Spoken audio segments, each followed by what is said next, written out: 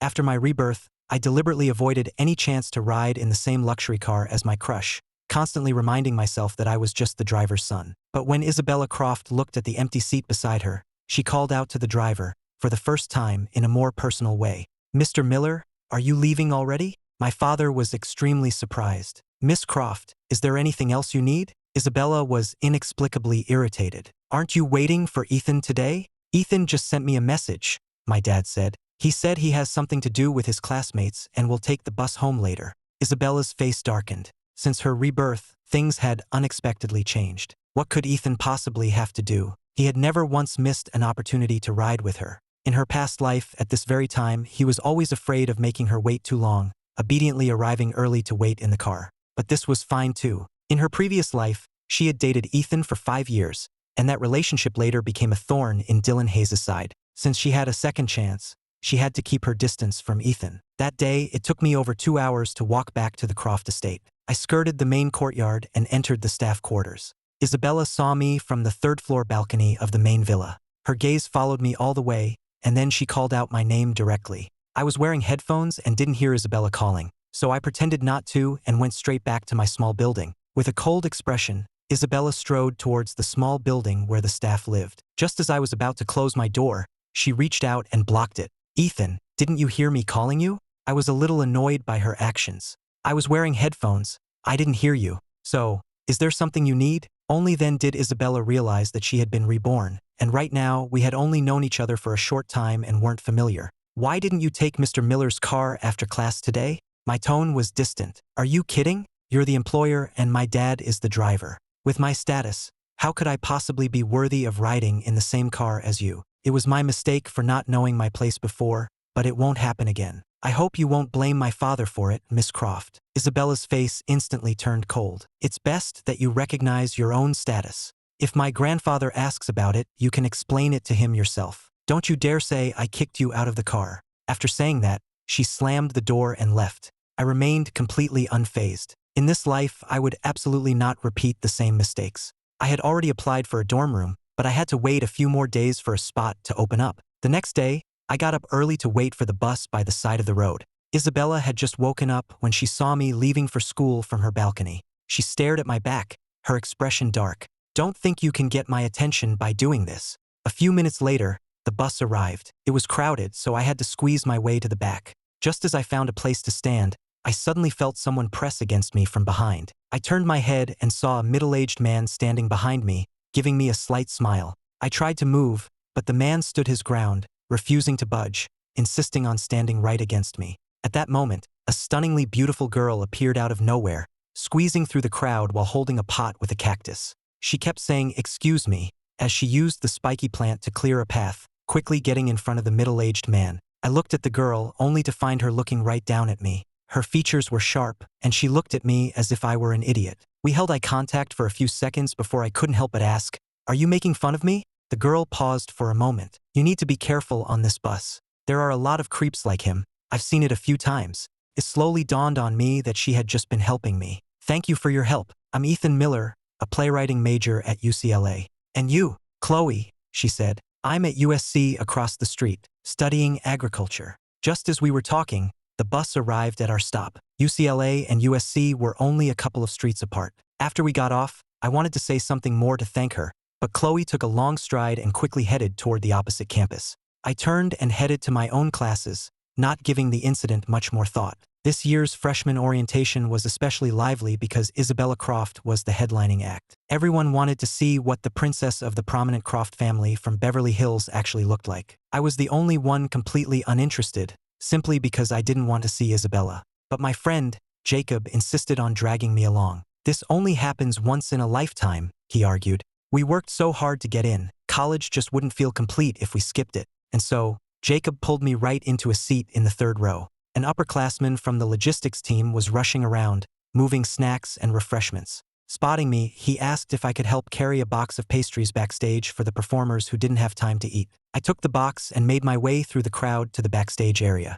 Many upperclassmen were waiting backstage for their turn to perform. I placed the box of pastries on a table by the entrance and glanced instinctively toward the dressing rooms inside. In my past life, I had come backstage specifically to get Isabella a berry-flavored pastry, her favorite. Isabella had a peanut allergy, and many of the pastries contained nuts. I was afraid she might grab the wrong one, have an allergic reaction, and ruin her performance. But this time, I couldn't be bothered to care if she lived or died. After all, she was old enough to read the word nuts. Inside the dressing room, Isabella lingered for some unknown reason. When a knock came at the door, her friend Olivia was about to get up, but Isabella was faster. She strode to the door and opened it, her voice cold as she said, "I'm not eating," but she stopped mid-sentence.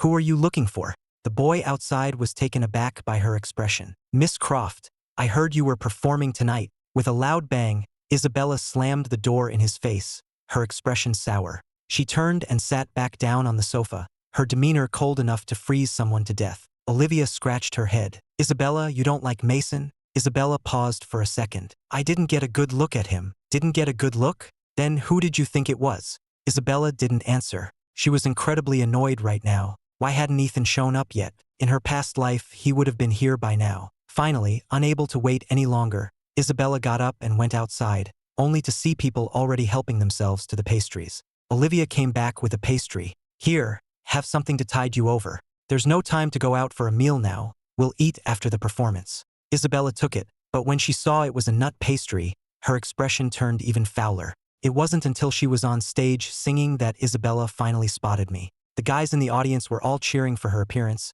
but I was just looking down at my phone, and even put on my headphones, probably because it was too loud. After Isabella finished singing a song about first love, the atmosphere in the venue was electric. Many people rushed onto the stage with bouquets of flowers for her. She had already received several, but she didn't leave the stage right away. She didn't know why, but she couldn't stop herself from looking in my direction. Just then, Jacob, sitting in the third row, returned with 2 bouquets, shoving one into my arms. "Ethan, I'm going to give these flowers to Isabella. Want to come with me?" I pushed the bouquet back at him. "Are you kidding? I'd rather give flowers to a dog than to Isabella Croft." I glanced at the stage and suddenly remembered how much Olivia had helped me in my past life. "All right, fine," I said. "Let's go, we'll go together." At that moment on stage, Isabella suddenly thought about how she had refused my flowers in her past life. This time, she decided she would accept them. After all, she knew I genuinely liked her. Even though she didn't love me, she still had some affection for me.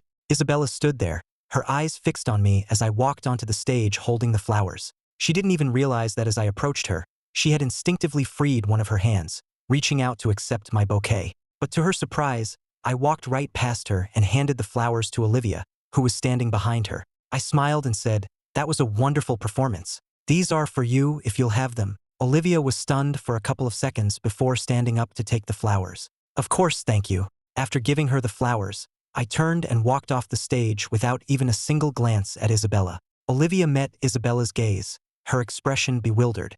Isabella suddenly turned to her. "What is going on between you and Ethan?" Olivia was speechless. What could be going on? I barely know him. "Isabella, do you think he's doing all this just to get your attention?" "Humph, who does he think he is?" As if I would ever notice him. It was already 10 o'clock at night when I returned to the Croft estate. As soon as my father saw me, he came over and asked, "Ethan, did you see Miss Croft at school today? She told me not to pick her up, but it's past 10 now and she's still not back. Her phone is off, and Mrs. Croft is looking for her everywhere." I opened my phone and pulled up the freshman group chat. "Tell Mrs. Croft not to worry. It looks like they went out for karaoke." Okay, I'll go let her know right away, so she doesn't send someone to ask you about it." In a photo from the group chat, I saw a handsome guy sitting next to Isabella. It was Dylan Hayes. Just as I expected, they had gotten together after all. The next day, Mrs. Croft was furious that Isabella hadn't come home the previous night. Worried I'd be interrogated by her, I got up and left early.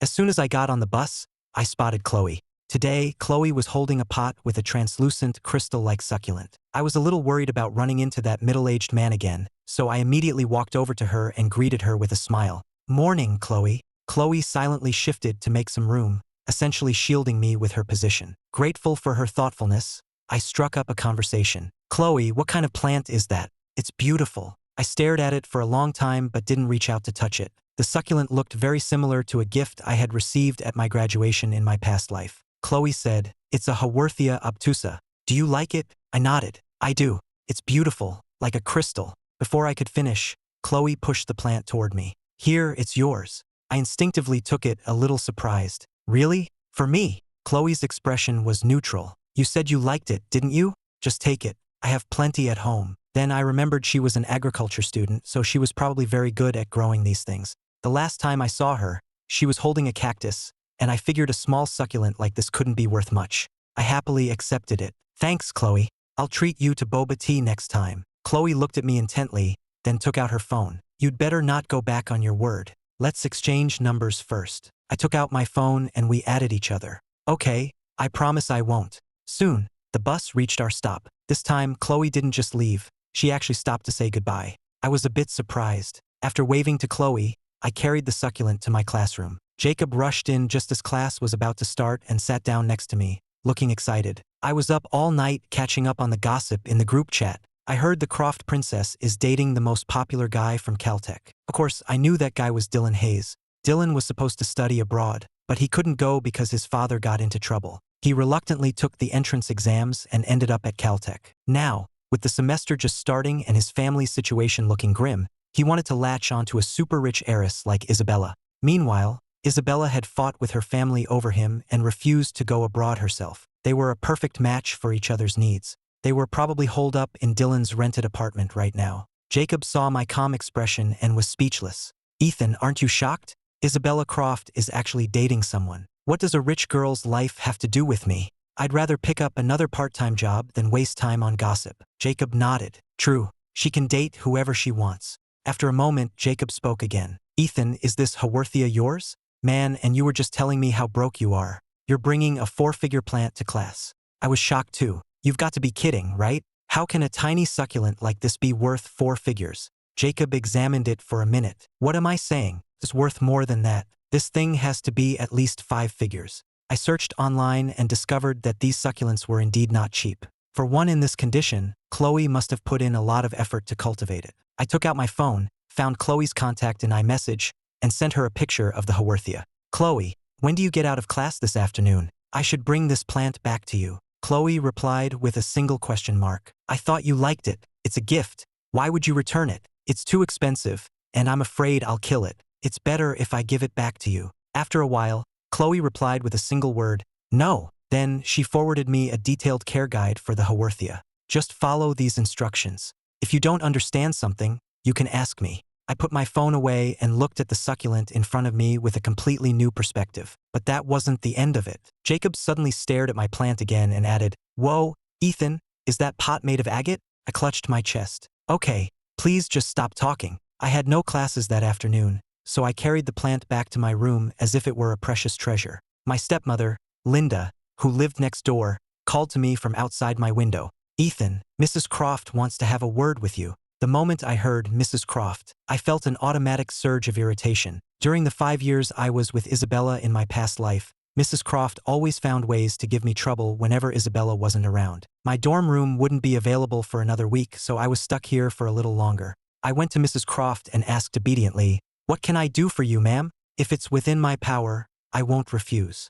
Isabella skipped class again. Her academic advisor called me today and said she hasn't been to class in 2 days. The semester just started. Mrs. Croft spoke as if her heart was broken, but I felt nothing. I knew there was no way the school's advisor would call her about Isabella skipping class. Who would dare to cross the Croft family's princess? Who would dare to question whether she attended class or not? Ethan, you go to the same school as Isabella, don't you? You even have some general education classes together. Could you help me keep an eye on her? If she skips class, just send me a message. Here, let's exchange numbers. I knew perfectly well that Mrs. Croft wasn't angry about Isabella skipping class. She was angry because Isabella was skipping class to go on dates with Dylan. The same thing had happened in my past life. Back then, however, I had a huge crush on Isabella, so I told her about her mother's plan. After that, she would show up to class just long enough for me to take a picture to send to Mrs. Croft before taking off. When Mrs. Croft eventually found out, she took all her anger out on me. I wasn't going to help Isabella this time. Just as I was about to refuse, Linda patted me on the back. It's just taking a picture of Miss Croft, right? That's not hard at all. Don't you worry, ma'am. Ethan can definitely do it. As she spoke, she used her own phone to scan Mrs. Croft's contact QR code and then shared the contact with me. I followed Linda out, my face grim. I'm not doing the picture thing. You're the one who agreed to it, so you can do it yourself. With that, I turned and went back to my room. I understood Mrs. Croft's intentions. Because I had been so obviously trying to get close to Isabella recently, There was no way Mrs. Croft hadn't noticed. And since Isabella hated being monitored more than anything, Mrs. Croft wanted me to secretly take her picture. It was a way to make Isabella hate me while also keeping her from seeing Dylan. Around 10 o'clock that night, Isabella finally came home. She got into a fight with Mrs. Croft the moment she walked in, and they argued for nearly an hour. Furious, Isabella stormed out of the main house and went straight to the gazebo by the smaller building. The gazebo was directly in front of my room's window. In my past life, I used to secretly watch Isabella from my window. Now, she stared at my window with a cold gaze, counting silently to herself. Every time she reached about 20, the driver's son would come out to find her, either bringing her food, an umbrella, or just to check on her. But unexpectedly, with a soft click, the window she was staring at suddenly closed, and the curtains were drawn shut immediately after. Isabella froze, a look of disbelief on her face. With a dark expression, she walked over to the window and knocked a few times. I hadn't expected Isabella to come knocking. I stood inside for a few seconds before going out. "Miss Croft, were you looking for me?" Isabella looked at me with a complicated expression. "Why did you close your window?" "To have some privacy, of course. It wouldn't be good for people to see inside my room." Isabella's face was cold. My behavior was different from my past life, but she was convinced this was just another one of my little tricks to get her attention. "If that's the case, then keep it closed from now on. You're not allowed to open it." I glared at her back as she walked away. Such a short-tempered rich girl. So annoying. Isabella suddenly stopped and turned back around. "My mom asked you to take pictures of me in class, didn't she?" I was taken aback. "How did you know?" "Don't worry, I won't secretly take your picture. I never have and I never will." Isabella snorted, and her gaze softened slightly. After a few seconds, she said, "You can take them.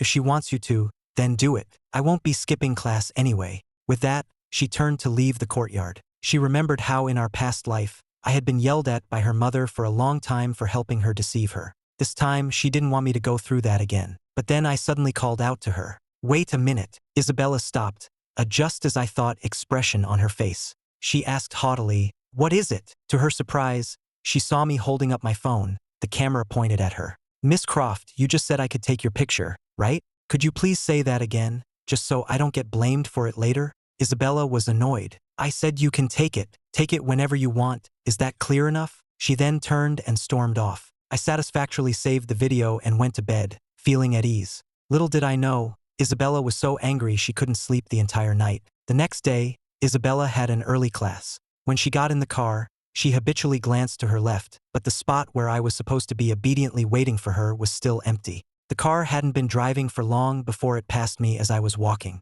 Isabella's gaze fell on the milk I was holding. I always liked to drink milk in the morning, and every day I would warm 2 bottles in hot water so I could drink them in the car on the way out. It was a brand of milk Isabella hadn't had in a very long time. She stared for a couple of seconds, then suddenly said, "Stop the car." Then, she looked out the window at me. "Get in." I shook my head. "Thank you, Miss Croft, but that's okay. I'll just take the bus." It was the first time Isabella had made a friendly gesture, and I had rejected it. She snorted coldly. "Suit yourself." The car sped away. I made it to the bus stop just in time, and just as I expected, Chloe was on the bus. I walked over, pleasantly surprised. "Morning, Chloe." Chloe quickly put her phone away.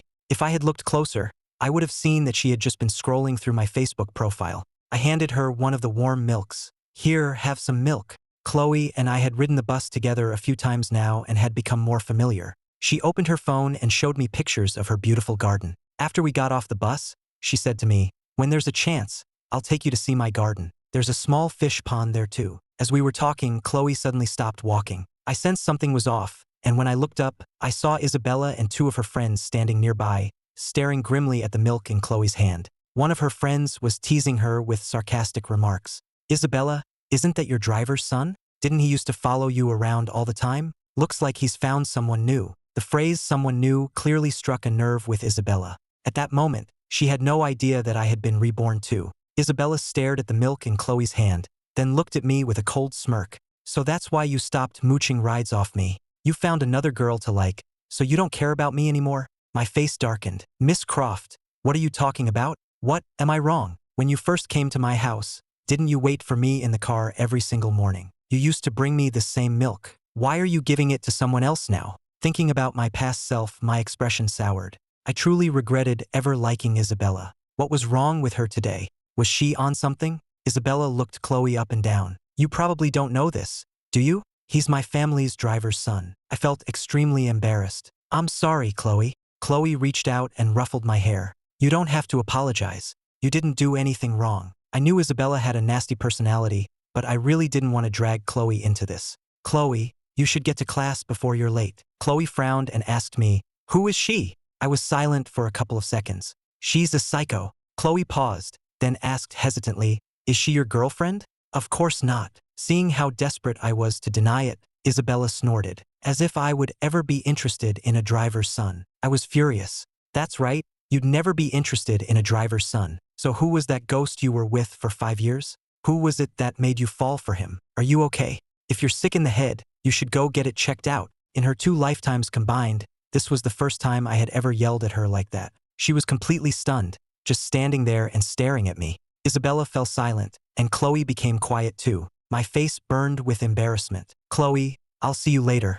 I'm gonna class, you should hurry too. I didn't wait for her reply and just ran through the school gates. I didn't dare to look at Chloe, afraid I would see surprise and disdain in her eyes. I had had enough of those looks in my past life when I was with Isabella. Isabella stood there, her face a cold mask, staring at Chloe with resentment. Chloe's expression wasn't good either. She held the milk in her hand, glaring at my retreating back until I disappeared. Then she turned and left as well. That morning, I had a general education class. After sitting down, I opened my message thread with Chloe. I wanted to apologize, but I hesitated for a long time, typing and deleting, and in the end, I didn't send a single word. No matter what I wrote, nothing seemed right. Just as I was about to put my phone away, a message from Chloe came through. What's wrong? It was only then that I realized I had been typing for almost 10 minutes without sending anything. Chloe had probably seen the typing indicator the whole time. My face flushed with embarrassment. Chloe, I'm really sorry about what happened earlier. I hope you won't let it bother you. I already told you it wasn't your fault. You don't need to apologize. My eyes started to well up. Compared to Isabella, Chloe's personality was just so much better. The way Isabella had talked about me in front of Chloe, I didn't know if Chloe had gotten the wrong impression. I hoped she didn't think I was some guy who just went around hitting on girls. Just as I was thinking about it, someone walked past my desk and bumped it. I looked up and saw Isabella walk by with a cold expression, taking a seat in the very back of the room. Isabella actually came to class today? Wasn't she going to see Dylan? So what she said last night was actually true. After a few seconds of surprise, I quickly took out my phone, snapped a picture of Isabella in her seat, and sent it to Mrs. Croft. She had said I could take pictures to send to her mother for monitoring, so I did. Anything to reduce future trouble was a good thing. As soon as Isabella sat down, her friend Sophia said to her, Ethan just took a picture of you with his phone. Isabella's expression finally softened a bit. I know. I'm not blind. For the next 2 days, whenever Isabella and I were in the same class,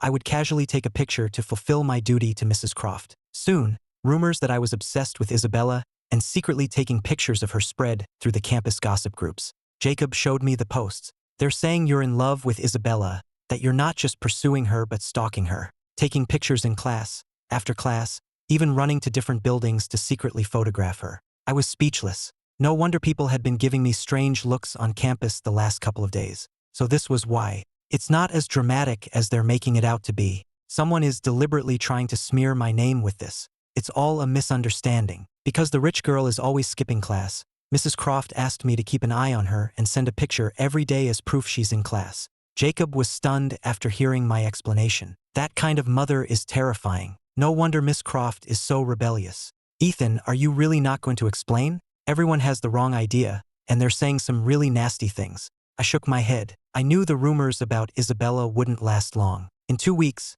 Dylan would have to leave the country abruptly due to family issues. Isabella wouldn't have a reason to skip class to see him anymore. Mrs. Croft would relax, and I wouldn't have to take pictures every day. But, of course, speak of the devil. During lunch, I had the bad luck of running into Isabella again. I felt it was a bad omen. In my past life, I had to go to great lengths just to create a chance encounter with her. Now, after being reborn, I seem to run into her all the time without even trying. You've been taking pictures of me for 2 days. Aren't you going to give me a report? After a pause, Isabella stared at me meaningfully. My pictures. You've been saving them to your camera roll, haven't you? I gave her a look of disdain. You're the one who's always skipping class, forcing Mrs. Croft to make me take pictures of you for attendance. Now that you're actually showing up every day, Mrs. Croft is satisfied. What's there to report? And don't worry, I haven't saved any of your pictures. Not a single one. A flicker of what looked like disappointment crossed Isabella's eyes. You've taken so many, and you haven't saved a single one?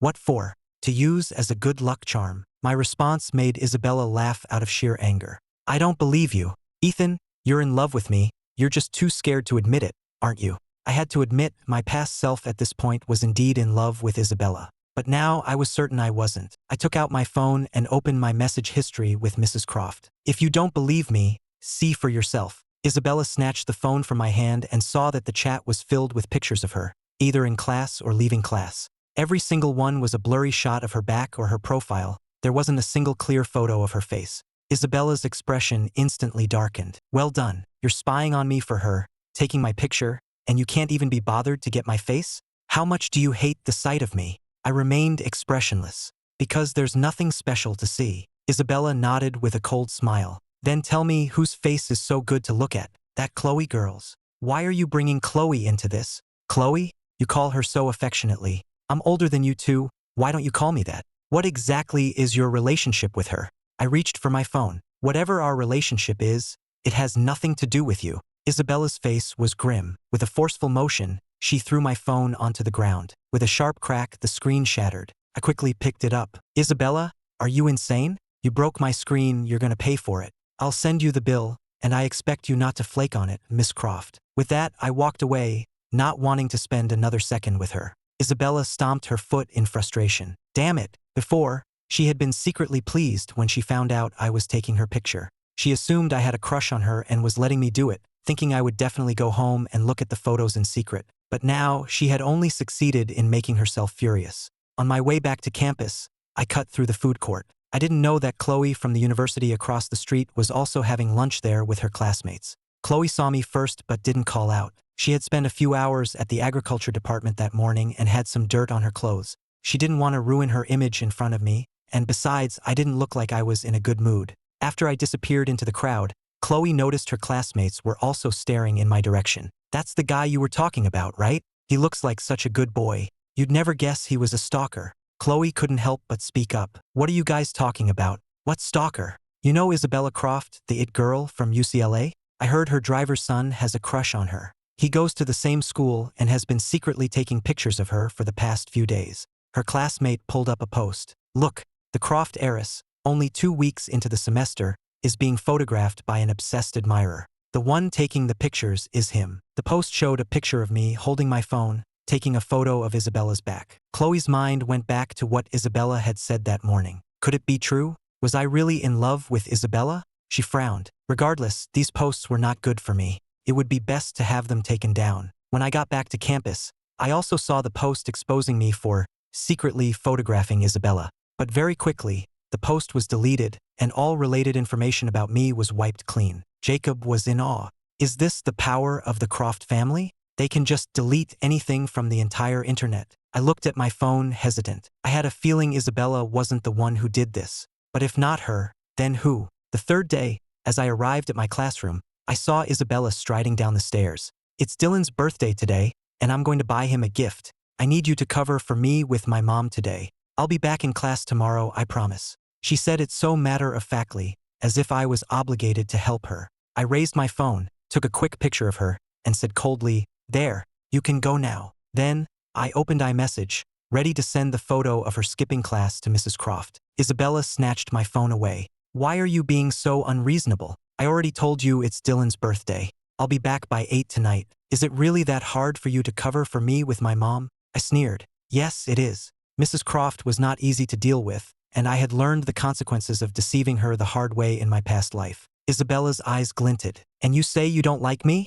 When I mentioned Dylan's birthday just now, I saw the jealousy in your eyes. Miss Croft, narcissism is a disease. You should get it treated. Furious, Isabella turned to leave with my phone. I'll be back at 8 tonight. You can get your phone back then. As for my mother, I'll explain it to her myself. I angrily chased after her, but she quickly got into her car, stepped on the gas, and drove off. Caught between Mrs. Croft and Isabella, I felt completely powerless. I made up my mind. I had to convince my father to quit, and then I would find more part-time jobs to earn money. Without my phone, I obviously couldn't contact Mrs. Croft. I would have to explain things to her when I got back. Plus, without a phone, I couldn't use the bus pass or buy anything. I'd have to ask Jacob to help me unlock a bike share so I could ride home. I figured Chloe hadn't seen me in 3 days, so she probably wouldn't try to contact me either. Meanwhile, Chloe had timed her arrival at the bus stop perfectly. After waiting for 10 minutes, she boarded the bus she thought I might be on. When the bus reached a familiar stop, she stood up straighter, looking toward the front door. But she watched until the doors closed, and I never got on. A hint of disappointment crossed Chloe's face. I hadn't taken the bus since the day we ran into Isabella. Was he avoiding her, or was he trying to distance himself from her for Isabella's sake? After a while, she found my contact in iMessage and sent a message. How is the Haworthia doing? Remember to give it some sun, but don't let it get scorched. After sending the polite, neutral message, she waited nervously for a reply. But the morning passed, and Chloe still hadn't heard back. By evening, I still hadn't responded. Chloe agonized over it all day before finally deciding to send another message. Why aren't you replying? You didn't kill it, did you? This time, a reply came back almost instantly. Don't message Ethan anymore. Chloe's face darkened. She sent back a question mark. A moment later, a red exclamation point appeared. Ethan had blocked her? No, that wasn't right. Someone else must have taken his phone and blocked her. Who? Was it Isabella? Was Ethan really in love with her? At the school gate, I said goodbye to Jacob and started riding a shared bike home alone. While waiting at a red light, Chloe, who was on the bus, saw me on the bike. She looked at me in disbelief. Was I riding a bike to and from school just to avoid running into her? I was pedaling slowly when I suddenly heard someone call my name from the sidewalk. It was a girl's voice, cool and low, and it seemed to carry a hint of resentment. A hand pressed down on my handlebars, bringing me to a stop. I looked up and met Chloe's eyes. Her expression was complicated. You've been biking to school lately? It's such a long way. How long does that take you? She wanted to confirm if I was riding my bike home because I was worried about upsetting Isabella and didn't want to see her on the bus. If that was the case, she would stop taking the bus from now on. I still had no idea that she had been blocked from my iMessage. Chloe, what are you doing here? Chloe answered a little guiltily, just passing by. Wow, what a coincidence. I got off and walked my bike alongside her. I told her the truth. Isabella snatched my phone this morning on the way to school. I don't have it now, so I can't use my bus pass. I had to ask a friend to unlock a bike for me so I could ride home slowly. Chloe had been distracted all day, and she never would have expected this to be the reason. You're saying, Isabella has your phone? I nodded. She's always skipping class, so Mrs. Croft asked me to keep an eye on her. But she got mad when she found out and took my phone, so I couldn't contact her mother. So that was it. Chloe was secretly relieved that she had decided to get off the bus to find me and ask. Suddenly, small raindrops began to fall from the sky. Chloe looked up. It's raining. You shouldn't ride your bike anymore. Let's find some shelter. Have you had dinner yet? I nodded obediently. I've eaten. Chloe had to ask another question. Well, have you had any boba tea? I found the question a bit strange. Not today. Then let's go. My treat. The rain was coming down now, a steady drizzle. People on the street were running for cover. Chloe grabbed my hand and started to run. There were already a lot of people taking shelter at the entrance to the mall. Chloe tugged on my sleeve and squeezed us through the crowd. The atmosphere in the boba shop was a little awkward. We both just silently watched the rain outside. We had only met a few times, so I didn't know what to say, and I had no idea what Chloe was thinking. I was reborn along with the heiress I had been with for 5 years. Isabella decisively chose to bring her unattainable first love from her past life back to the Croft estate for the night. However, seeing this with my own eyes, I felt nothing, because only I knew the torment I had endured after spending a night with Isabella in our past life. Tonight, while someone was wrapped in a passionate embrace with their first love, someone else was meeting the moon that was meant only for them. As Chloe pulled me into the mall to escape the rain, I had no idea that Isabella, who was supposed to be celebrating Dylan's birthday, was actually feeling extremely agitated. Dylan knew that Isabella had always liked him, but he had always kept her at a distance, never agreeing to date her. Recently, however, he had started to feel a sense of urgency, because he realized Isabella cared more about that driver's son than he had thought. Taking advantage of his birthday, Dylan decided to make their relationship official. But to his surprise, Isabella didn't look happy when he brought it up. She stared out at the heavy rain, her brow furrowed, and pulled a phone with a shattered screen from her pocket. Dylan looked at the phone in her hand with suspicion, and alarm bells went off in his head. Isabella? Whose phone is that? Isabella's thoughts were a mess. It's Ethan's. The son of your family's driver? Why do you have his phone? Isabella pressed the power button and saw that it was already 8:40 p.m. She had snatched my phone that morning to prevent me from telling Mrs. Croft that she was skipping class to be with him. It was so late now and it was raining outside. She wondered how I was doing. Isabella was getting anxious. She wanted to stay with Dylan, but she knew she had to go back. Finally, she said to him, "Why don't you come back with me? You can stay at my place tonight, and I'll drive you to school in the morning." Dylan was taken aback. The Croft estate. He had only been there as a child, never as he got older. It seemed Isabella was serious about making their relationship official this time. It was already 9:30 p.m. when they got back. The first thing Isabella said to the butler was, "Have Ethan come see me." "Miss Croft, Ethan isn't back yet." "He's not back yet?" Isabella was suddenly annoyed. She had promised me she would be back by 8 since she had my phone, and she had rushed back from the hotel with Dylan because of it. And now I wasn't even here. The butler quickly explained, "Miss Croft, it's very late and raining heavily. Ethan probably doesn't have an umbrella. I can call him to see where he is and have Mr. Miller go pick him up." Just as the butler dialed the number, my phone, which was in Isabella's pocket, started to ring. She irritably turned it off. "Don't bother with him. If he doesn't have an umbrella, can't he just buy one?" As she said that, she remembered I didn't have my phone, so how could I buy one? "Never mind, I'll go to the school and get him myself." The butler quickly stopped her. "Miss Croft, I don't think you should. Your mother has been waiting for you." Mrs. Croft had been furious all day because she couldn't reach Isabella or me. Now, seeing Isabella return with Dylan in tow, she was on the verge of exploding. The butler then turned to Dylan. "Mr. Hayes, I've prepared a guest room for you. Perhaps you'd like to go rest." Dylan looked at Isabella, a hint of grievance in his voice. "Isabella, can I stay in your room?" The butler thought that was highly inappropriate. Mrs. Croft was already furious. This would only add fuel to the fire. But Isabella ignored the butler's warning glance and said, "I'm sorry, Dylan. I can't be with you right now. Why don't you go rest in my room for a bit? I need to go see my mom." Meanwhile, Chloe and I were sitting in a coffee shop. Chloe suggested, "The rain isn't going to stop anytime soon. Instead of just waiting here, why don't we go upstairs and see a movie?" I didn't think we were close enough to go to the movies together. "Chloe, you really don't have to stay with me. I can just wait here for the rain to stop by myself. Have you forgotten what happened on the bus the other day?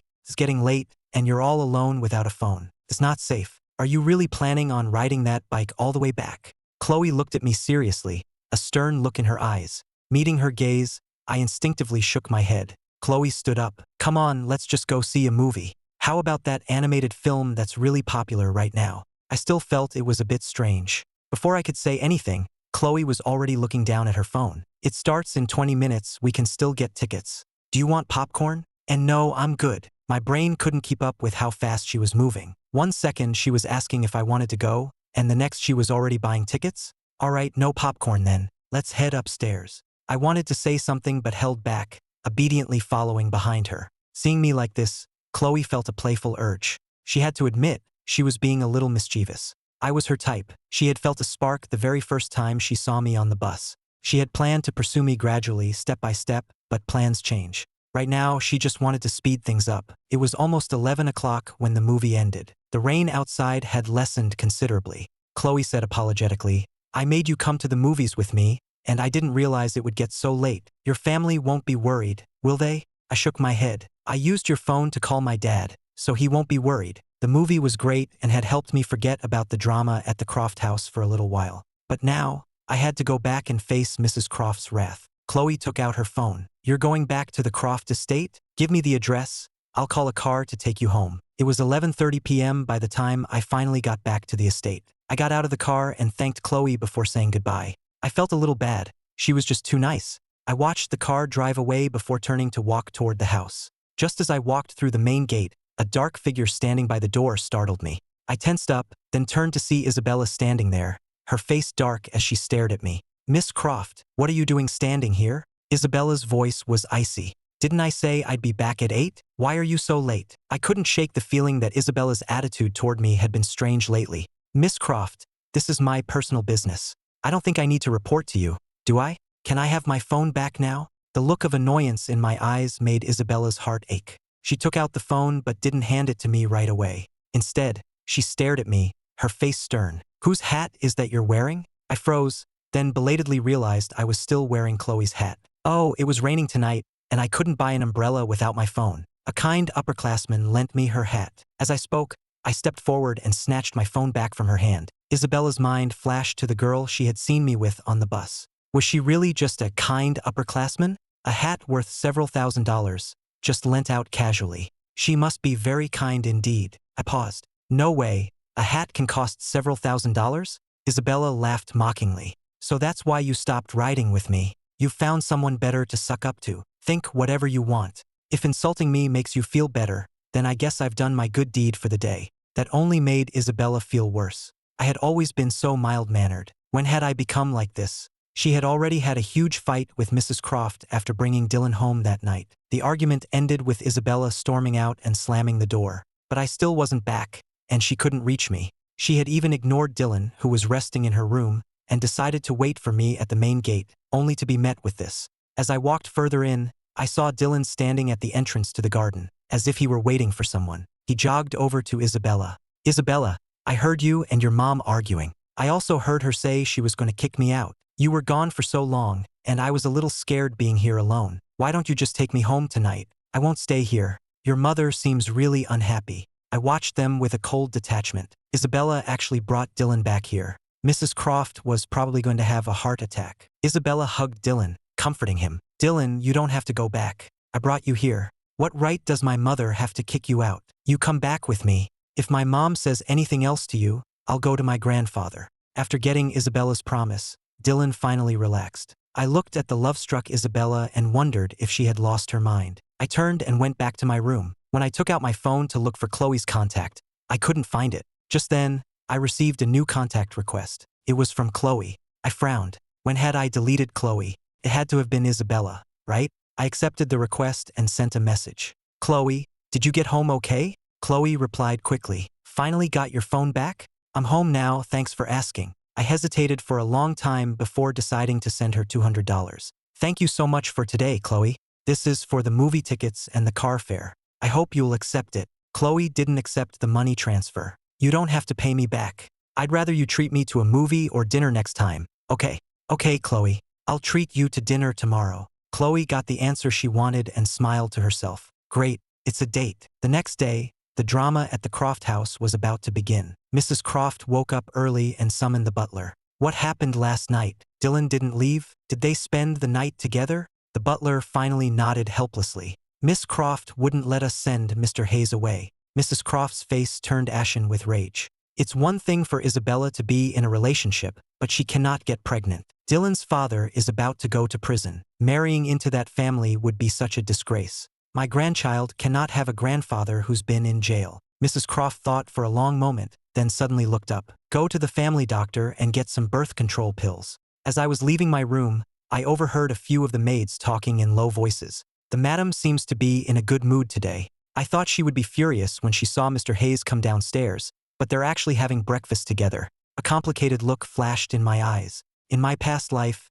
Isabella hadn't brought Dylan home. The two of them never made their relationship official, even after going abroad. Not long after that, Isabella and I got together. After we started dating, the first time I returned to the Croft estate, Mrs. Croft was very polite to me and even asked me to stay for dinner. At the time, I actually thought she had accepted me, but it turned out she had put an overdose of birth control pills in my soup. Not long after I finished the soup, my stomach started to hurt, and I had to run to the bathroom to throw up several times. The incident damaged my body, and I lost the ability to have children. When Isabella found out the truth, all she said was that she couldn't go against her mother, dismissing the whole thing with a single sentence. This time, the person being drugged was Dylan. I wondered what Isabella would do. I pushed the thoughts aside and was about to leave when the butler hurried over and stopped me. Ethan, the madam has something to say to you. Please come with me. I followed the butler to the front hall.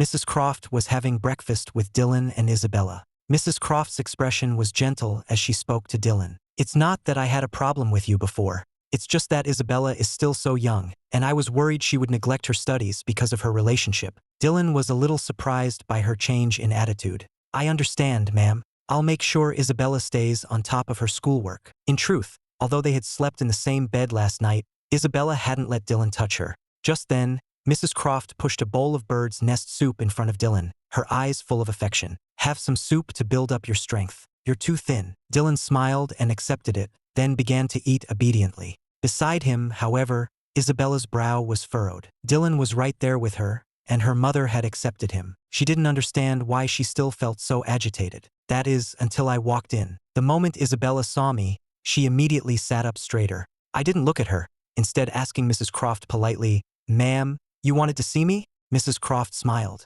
I heard about what happened yesterday. Isabella snatched your phone so you would stop taking pictures to monitor her attendance. Is that right? I nodded calmly. Isabella frowned, annoyed. Mom, are you still going to make him spy on me? Mrs. Croft shook her head. Of course not. I just wanted to say you can't bully Ethan like that. Why would you just take someone's phone? It's so inconvenient not to have one. As she spoke, Mrs. Croft took out a new phone. I saw your phone screen was cracked, so I bought you a new one. It's also to thank you for keeping an eye on Isabella these past few days. From now on, you don't have to watch her anymore.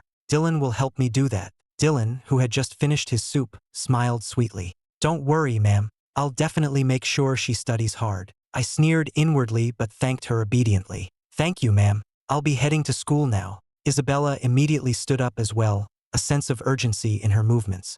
It's getting late. I have to get to school too. Dylan also got up, but the next moment, he clutched his stomach, his face instantly turning pale. Isabella, my stomach hurts so much. Don't panic. I'll take you to the hospital right now. Driver, take us to the hospital, quickly. The driver saw from the rearview mirror that Dylan didn't look well and couldn't help but ask, Mr. Hayes, did you eat something that disagreed with you? The words were barely out of her mouth when Dylan said in a panic, and no, I don't think so. All I had today was that bowl of bird's nest soup. As he spoke, he looked at Isabella, his face a mask of shock. Isabella's face fell, because she had finally remembered something from her past life. She remembered that once, after she brought me back to the Croft house for dinner with her mother, I had also experienced severe stomach pain. They ran all sorts of tests at the time, and it took 3 days for them to figure out that I had ingested an overdose of birth control pills.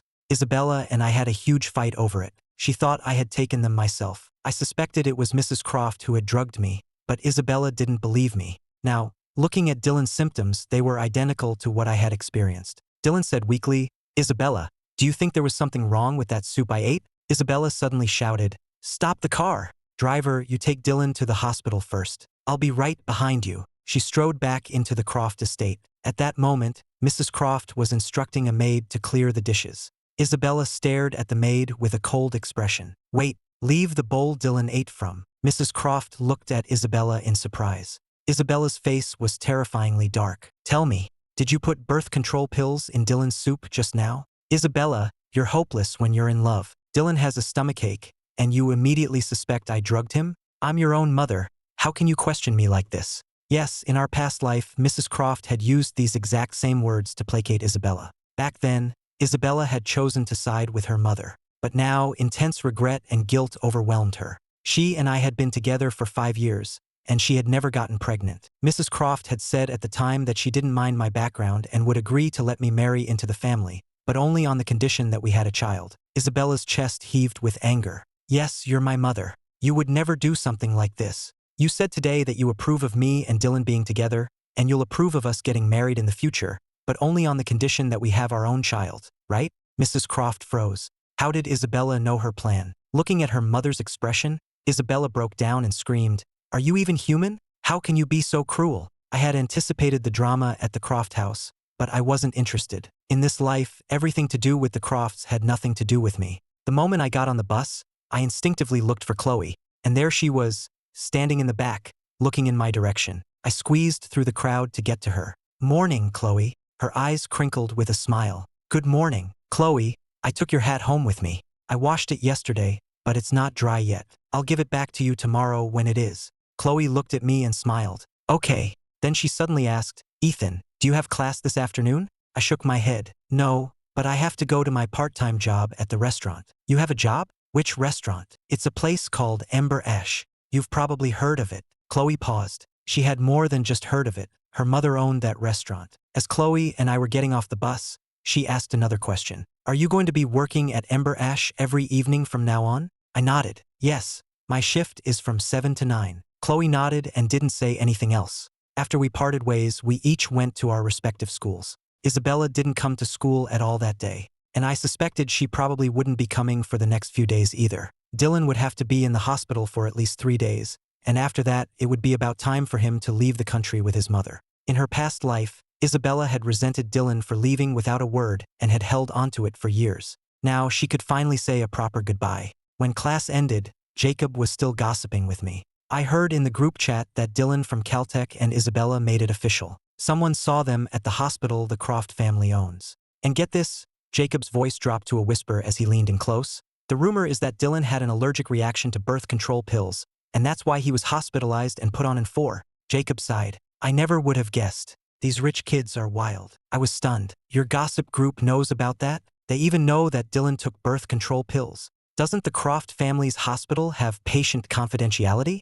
Jacob said mysteriously, Ethan, that's where you're wrong. Even though the hospital is owned by the Crofts, there are other shareholders. Plus, so many guys are into Miss Croft. They're jealous of Dylan and want to dig up dirt on him. With enough people looking, what can't you find? Once Jacob put it that way, I understood. Because when I was hospitalized in my past life, rumors about me were flying everywhere too. They said the driver's son was a vain social climber who seduced Miss Croft. The rumors got even more ridiculous later, claiming my entrance exam scores were fake and that I had stolen someone else's identity to get into school. I shook my head and sighed, telling Jacob, you shouldn't get involved in this stuff. Just listen and let it go. The Croft family isn't someone we can afford to gossip about. Jacob nodded while looking at his phone. Don't worry, I know my limits. With Isabella not coming to school or even going home, I had 2 peaceful days. But soon enough, I saw her again. This time, it was at Ember Ash, the restaurant where I worked part-time. I was in my black server's uniform and apron, clearing plates and silverware. Isabella arrived at one of the private dining rooms with Olivia and another friend, Ava. On their way to the room, Isabella glanced over and saw me carrying a tray of dishes. Olivia said in surprise, Isabella, Ethan is working here? Is he that short on money? Ava nudged Olivia. Why are you so nosy? Let's go. Olivia glanced at Isabella, saw that she was in a bad mood, and didn't say anything more. Isabella had had a rough couple of days. Dylan had been on an N4 drip in the hospital for 2 days. The doctor said the drug had caused significant damage to his system, and he would need to take it easy and recover for a long time. He would definitely be infertile for the short term. The doctor's short term actually meant 1 or 2 years, but Isabella knew that in our past life, I hadn't been able to get her pregnant for a full 5 years. If the same thing happened to Dylan, he would find out the truth sooner or later. And how would she explain it then? Dylan was discharged from the hospital today and went home to rest. Isabella had kept the fact that her mother had drugged him a secret. She didn't know how to explain it to Dylan, nor how to face his haggard appearance. More importantly, she suddenly had a strong urge to see me, watching me in the distance, carrying trays and humbly explaining dishes to customers. A surge of anger rose in Isabella's chest. Her face darkened. She left Olivia and Ava behind and strode toward me. I was dealing with a difficult middle-aged customer. Instead of ordering, she kept asking me questions. You're new here, aren't you? I haven't seen you before. You must be a student from one of the nearby universities. I smiled and nodded. Yes, ma'am. So, what can I get for you? She said with a smirk, working part-time at a restaurant at such a young age. You must be really desperate for money, huh?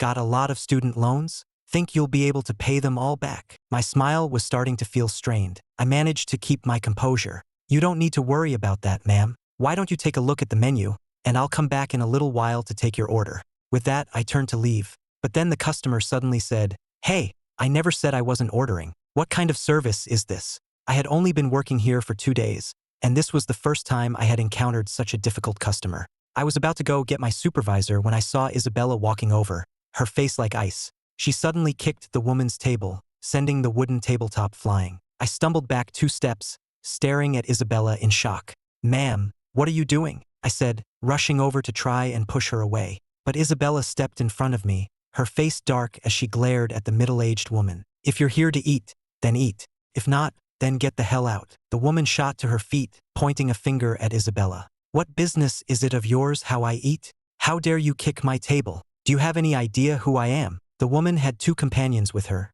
and all 3 of them advanced on Isabella menacingly. Isabella had been bottling up her frustration for days, and she wasn't going to hold back anymore. Without a word, she threw a punch right at the woman's face. I was completely stunned. In an instant, a brawl broke out. Olivia and Ava saw what was happening. Olivia cursed under her breath and immediately rushed in to help, with Ava right behind her. The scene descended into chaos. I quickly contacted the shift supervisor. He rushed over with 4 or 5 security guards, and after a great deal of effort, they finally managed to separate them. The middle-aged woman's face was bruised and swollen, because Isabella had focused on her the entire time. The woman's clothes were rumpled, and she shrieked, Call the police! I'm calling the police! The incident caused a huge commotion. Everyone in the restaurant was staring and whispering. When the restaurant manager heard the news, he rushed out of his office in a panic. He immediately spotted Isabella standing in the middle of the crowd, and his heart sank. The manager hurried over to her, his face a picture of surprise. "Miss Croft,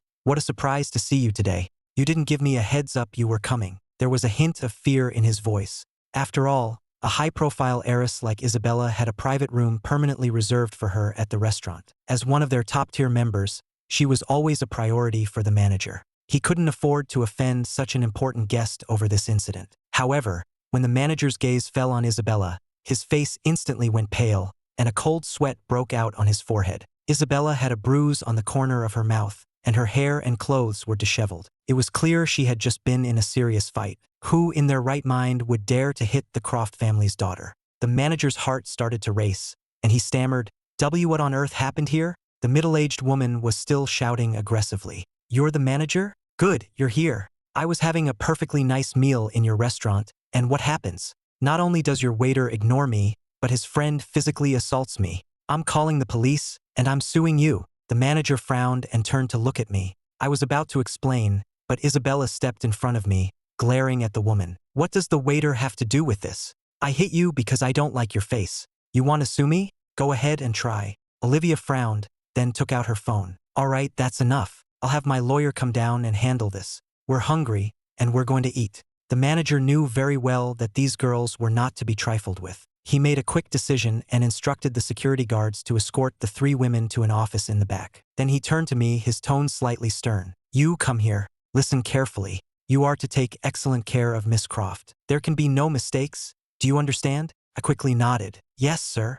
The manager seemed to relax a little at that. He turned and hurried after the 3 women, following them into the office. He knew that this situation couldn't be allowed to escalate. It would not only damage the restaurant's reputation but could also bring unnecessary trouble upon himself. More importantly, he couldn't afford to offend a powerful family like the Crofts.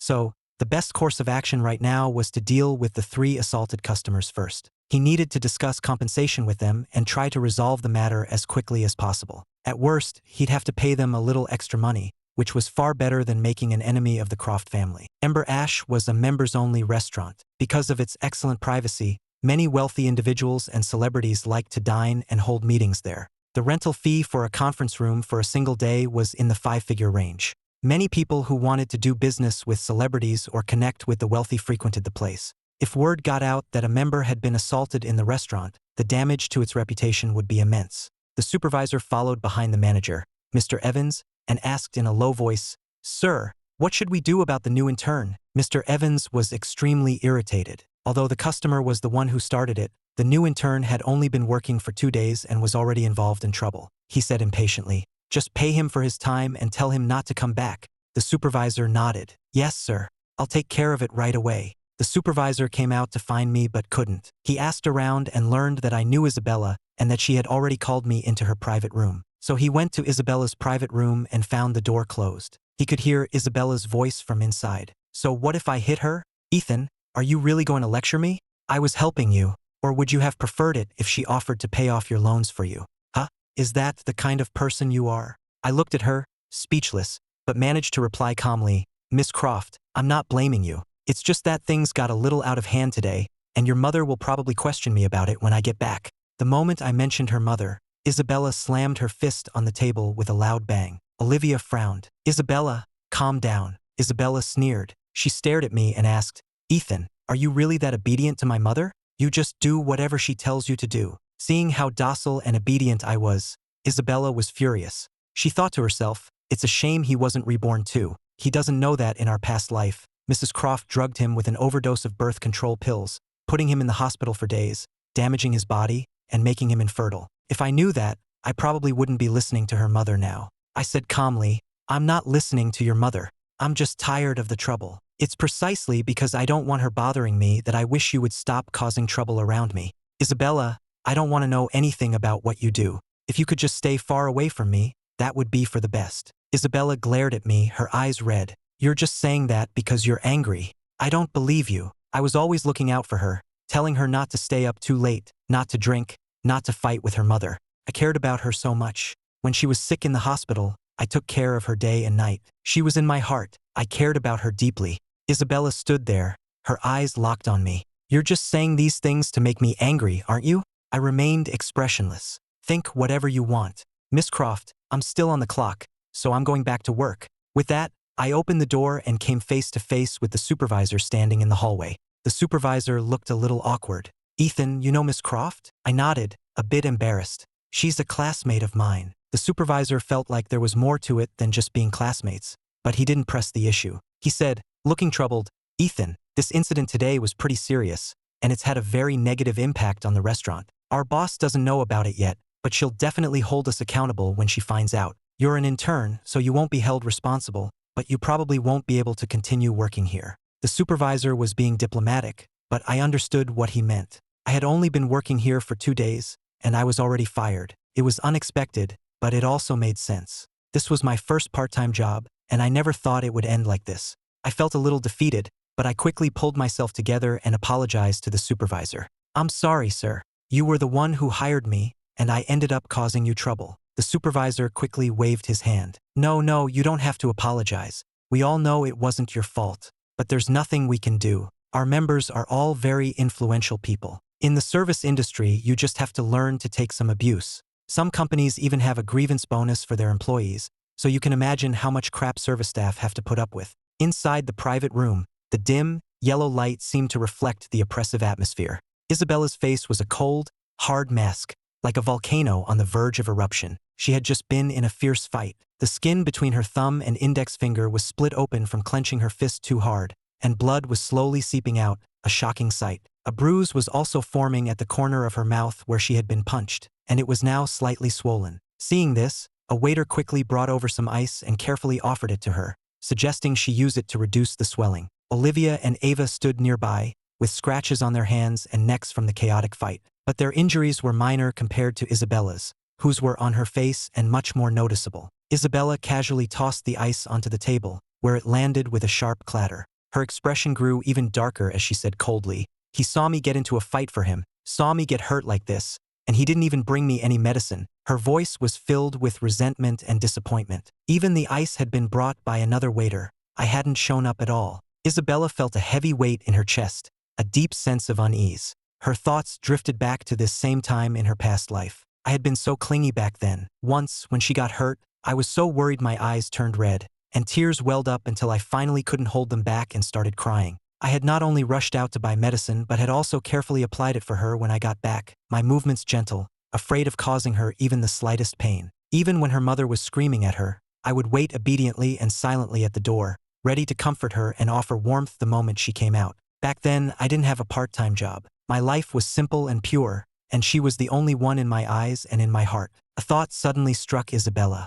So much had changed in this life. Everything was completely different from before. Could it be that Ethan, like her, had also been reborn? The thought had barely formed before she dismissed it. No, that's impossible. Isabella thought to herself, if I had really been reborn, with my hatred for her mother, there's no way I would still be willing to live at the Croft estate, let alone follow her mother's orders. Just then, Olivia looked at Isabella, frowning slightly, and said in a low voice, "Isabella, you were really impulsive today. Did you know this restaurant is owned by the Sterling family? If you cause trouble here and they go to your father, it's going to be a huge problem." Isabella's expression froze, a look of surprise in her eyes. This restaurant is owned by the Sterlings? The image of Chloe immediately popped into her head. Which Sterling family? Could it be the same family as the Chloe she knew? Olivia saw her reaction and nodded. Her family had been in the restaurant chain business for generations and knew all the major players in the city. The Sterling's main business is in AI and renewable energy.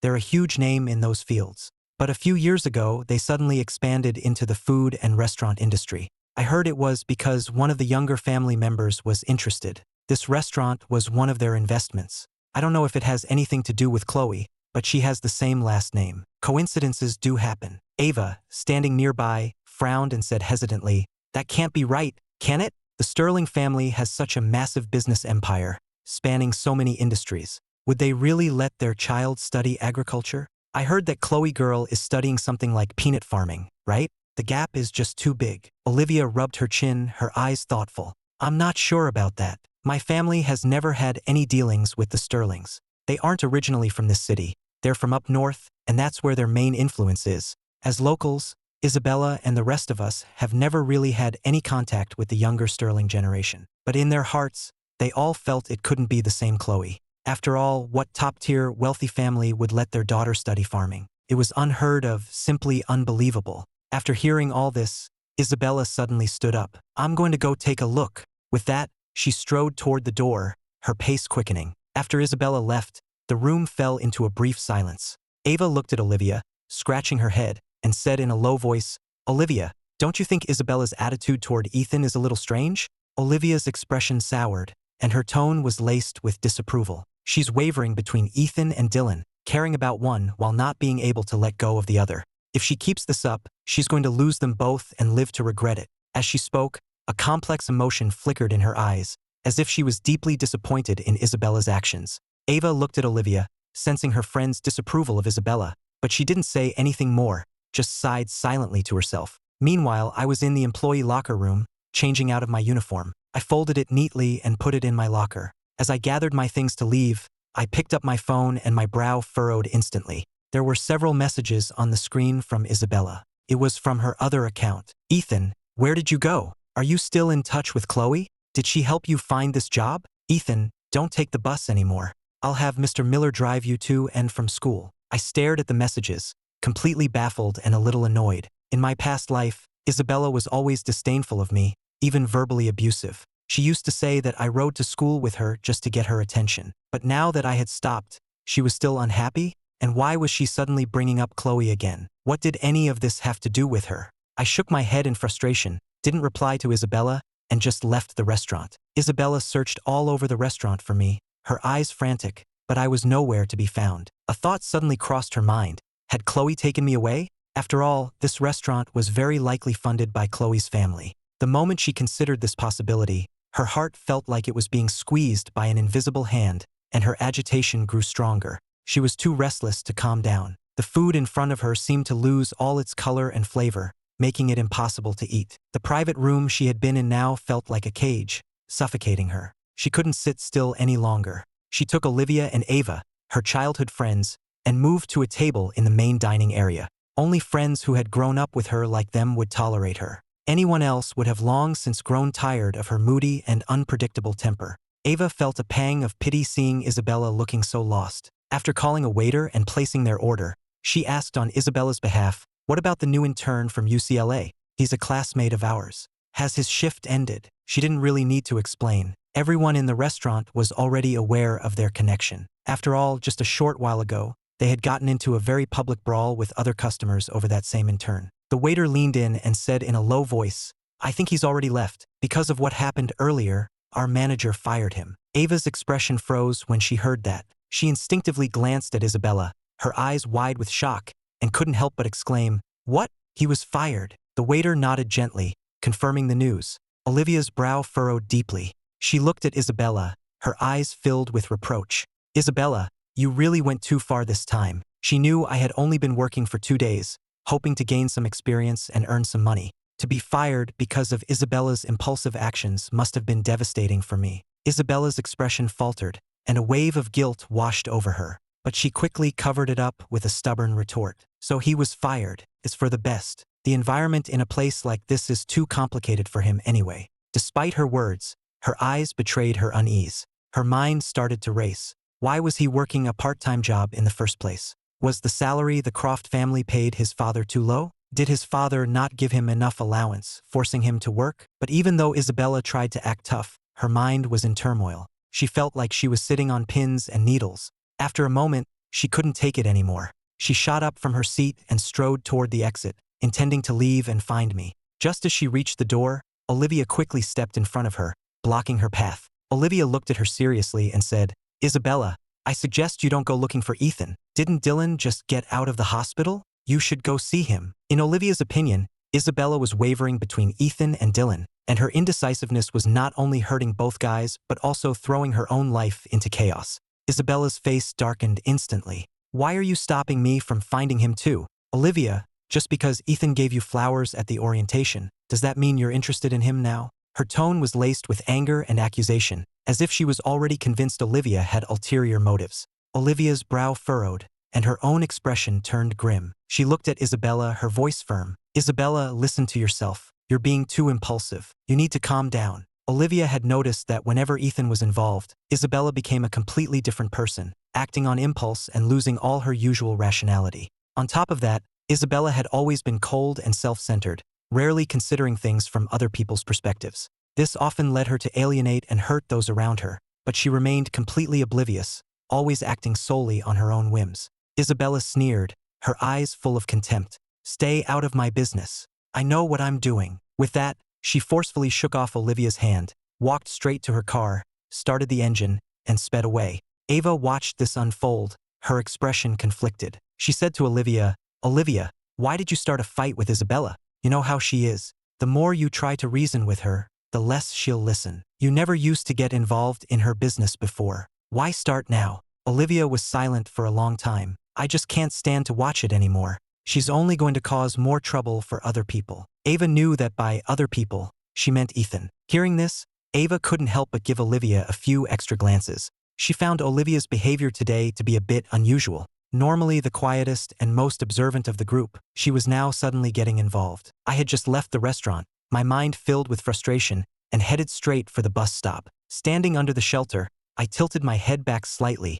my gaze lost in the distance. The streetlights began to flicker on one by one, casting a dim, yellow glow on my tired face and adding to my sense of desolation. Just then, a red car sped toward me like a gust of wind and screeched to a halt a short distance from the bus stop. The door flew open, and Isabella strode out. The bruise on her lip was still visible, a remnant of the earlier fight. But the fierce anger in her eyes had subsided, replaced by a complex mix of urgency and confusion. She hurried over to me, slightly out of breath, and asked in a low voice, "Why didn't you reply to my messages? Did you not see them? Or did you just not want to?" There was a subtle hint of hurt in her tone. I slowly turned my head and looked at her calmly, my eyes showing no emotion, as if she were just an insignificant stranger. "Miss Croft, is there something else you need?" My tone was steady, but it felt like a cold knife plunging straight into Isabella's heart. Hearing such a detached response, she felt a sharp pang of pain. She couldn't stand me being so cold to her. Her brow furrowed, and a flash of anger mixed with resentment crossed her face.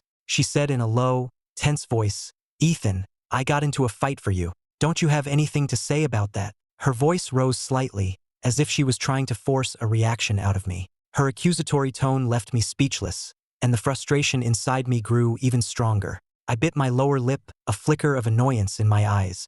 I had to admit, I never would have expected Isabella to get into a fight for me. I was silent for a few seconds, then took a deep breath, trying to calm myself down. "Miss Croft, don't do things like that again. I'm not grateful. I just find it troublesome." I stared directly into her eyes, as if trying to convey my thoughts without reservation, deliberately choosing words I knew she wouldn't want to hear. "I don't need you to do these things for me. In fact, if you hadn't shown up today, I would have been fine, and the restaurant wouldn't have had to deal with this mess. Do you have any idea how much trouble your impulsiveness causes for other people? My manager is still dealing with the PR department over this, and I lost my job because of it." My voice was soft, but each word was like a needle, piercing Isabella. As she listened, she seemed to freeze, her expression shifting from anger to utter shock. She opened her mouth, wanting to say something. Even though my voice was gentle and my emotions were stable, she could clearly sense the deep-seated dislike and impatience I felt for her beneath my calm exterior. It had been so many days since her rebirth, but it seemed she was still lost in the memories of her past life, unable to adapt to the completely different person I was now. I actually disliked her? In her mind, that was completely unbelievable. How could that be possible? Seeing that Isabella wasn't responding, I gently pushed past her and said flatly, "If there's nothing else, I'm leaving." With that, I started to walk away. Isabella seemed to snap out of her daze and quickly grabbed my hand, her grip so tight it felt like she was going to crush my wrist. She stared at me, a hint of panic in her eyes, and asked urgently, "Why did you suddenly get a job? Are you that desperate for money?" In our past life, I had never worked a part-time job. This change confused her greatly. Her grip made me tense up. I turned my head and gave her an answer she never expected. "I don't want to go back to the Croft estate. I don't want to see you." Isabella's hand fell away from mine. She stood there, completely frozen, her face a mixture of shock, disappointment, and a helplessness she had never felt before. I pulled my hand free. Just then, a bus pulled into the station. Without even checking the route number, I rushed aboard. The always arrogant and self-centered Isabella just stood there, watching my retreating back with a wounded look in her eyes. I could feel her gaze on me like a chain, but I didn't look back. I'm actually a very soft-hearted person. When I first came to the Croft estate, Whenever I saw Isabella fight with her mother and run away from home, even into a rainstorm, I couldn't bear it. I would follow behind her, comfort her, buy her water, and bring her an umbrella. But my kindness was never rewarded. Isabella had been a pampered heiress for so long that she took other people's kindness for granted. My past self was blinded by love, but the me who had been reborn would not make the same mistakes again. At the same time, on the other side of the city, Chloe was hurrying to the back entrance of Ember Ash. The security guard at the door saw her and gave a slight nod, as if he knew her. She didn't stop, pushing open the back door and walking straight into the restaurant. By the time Chloe arrived, the commotion inside had already been dealt with. The 3 customers who had been beaten were refusing compensation and insisting on calling the police.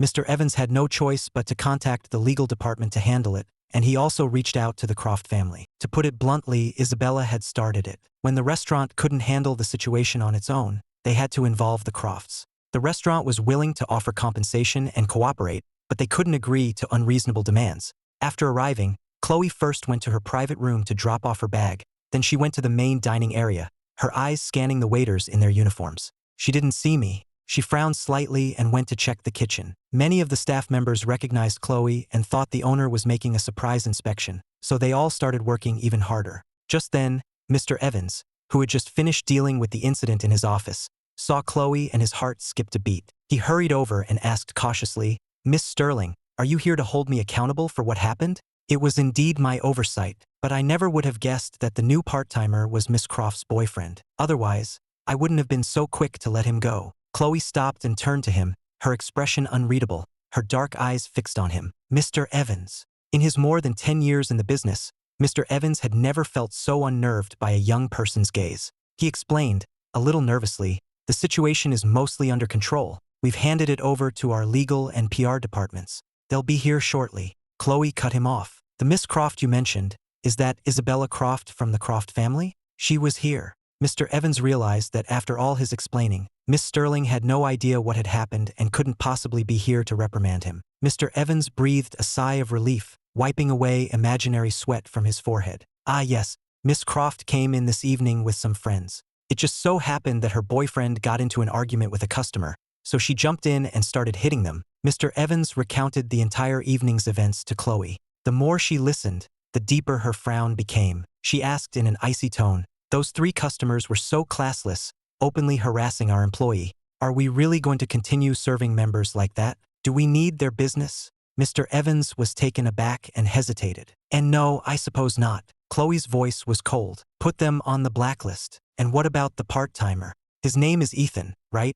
Mr. Evans was even more surprised. "Yes, Miss Sterling. You know him too." Chloe was getting annoyed. She was late because she had been out in the fields with her professor that afternoon. She never would have imagined something like this would happen. She rubbed her forehead. "He's just a part-time worker trying to make a living. Don't blame him." Cold sweat trickled down Mr. Evans' back. He had just wanted to hire a part-timer.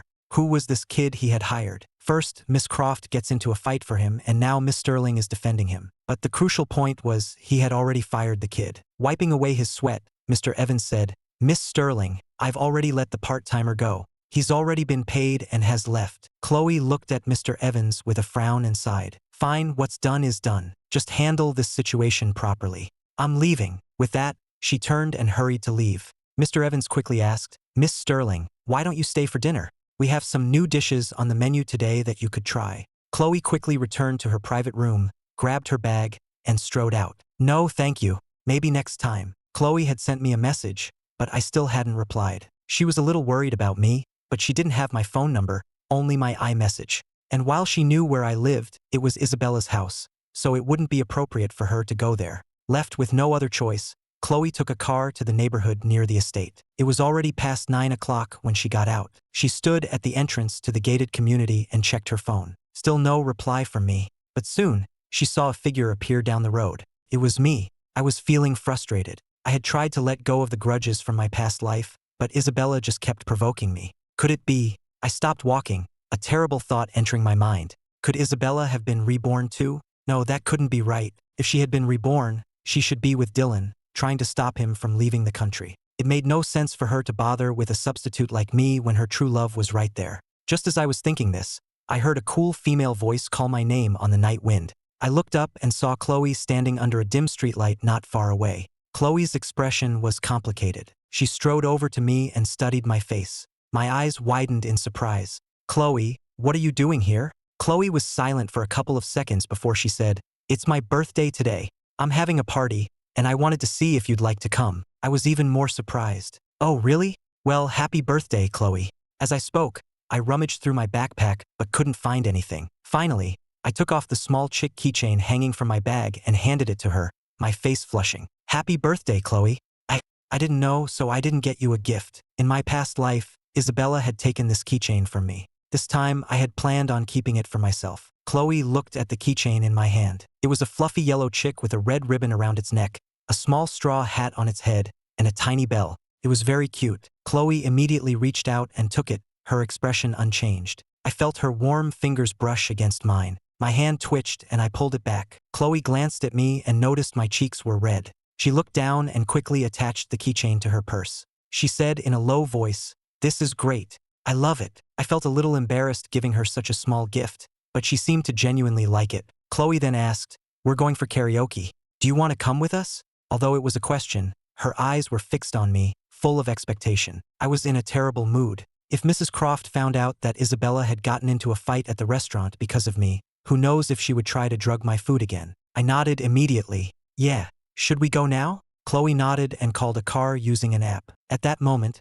she suddenly regretted not taking her Maybach with her when she had stormed out of her parents' house after a fight about her decision to study agriculture. Her grandfather had given her that car. It wasn't bought with her parents' money, so she should have been able to take it, right? It wasn't sustainable to keep taking cars with Ethan everywhere. She was planning on renting her own place soon, and she wanted to be able to take Ethan out. No, she had to buy a car first. She still had some money saved up. As she was thinking, she sent a message to her group chat. "It's my birthday today. Blue Star Karaoke.